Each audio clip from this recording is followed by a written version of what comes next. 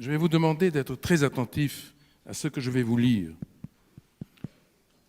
Le morceau que je vais vous lire, ce segment de pensée, a été écrit en 1944.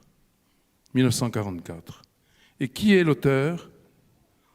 Un certain Max Planck, qui est le second prix Nobel en fait de physique, et qui est le fondateur de la mécanique quantique, la mécanique de l'infiniment petit. Alors, écoutez bien cette phrase car elle est symbolique pour notre réunion de ce soir. Je cite Max Planck.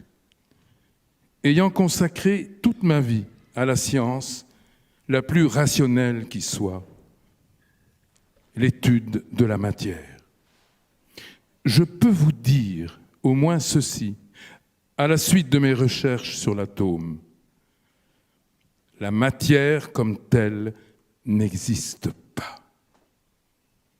Toute matière n'existe qu'en vertu d'une force qui fait vibrer les particules et maintient ce minuscule système solaire de l'atome.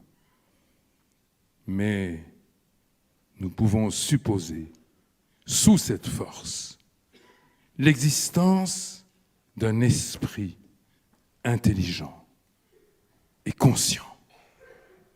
Cet esprit est la matrice de toute matière. »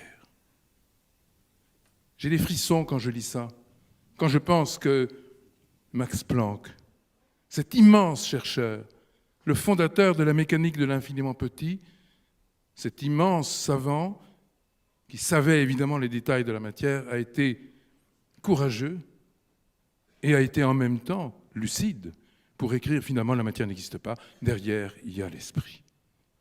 C'est peut-être le premier indice qui va nous guider tout au long de la soirée dans cette merveilleuse recherche. Est-ce que l'on peut trouver Dieu et le prouver par les voies de la science ?